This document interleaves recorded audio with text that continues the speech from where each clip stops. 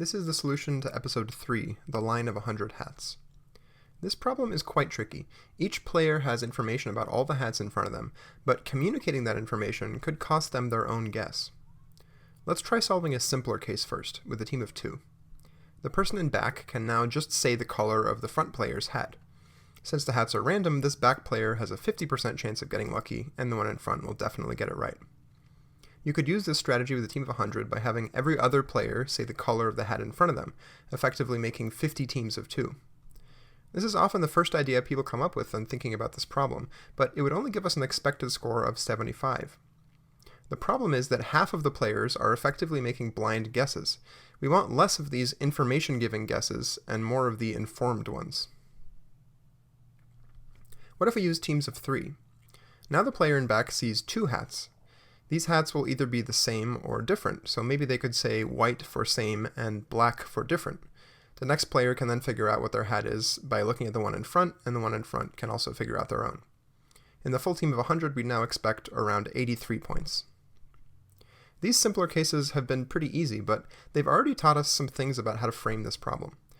We can see that in the long run, we'd like to use the very last player in line to describe all the players in front, since they have to guess anyways. Their guess has to somehow classify all the other hats they can see into one of 2 groups. The next player will then use that classification to figure out their own hat based on what they can see, that is, all of the hats that the first player described minus 1, their own. So our description of all the hats has to be something that's sensitive to the removal of a single hat. We can now rephrase this problem a bit. We're really asking, what is a property of a set of things that can change between 2 categories when a single item is removed from that set? The answer to that is parity, whether the count is even or odd. What we can do here is to choose a color to focus on, say black, and then have the last person in line use their guess to say whether they count an even or odd number of black hats.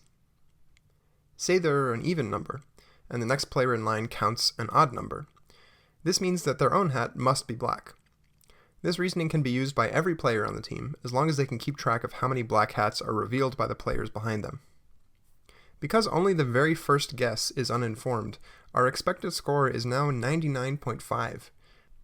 This concept is actually used in the real world to help catch errors when communicating over noisy channels. Say you're trying to send a message and you've encoded it into a bunch of 1s and 0s. If you're worried that some of these 1s and 0s might be misreceived, you can use something called a parity bit as insurance. This is simply one extra number, a 1 or a 0, at the end of your message that says whether there should be an odd or even number of 1s in your message.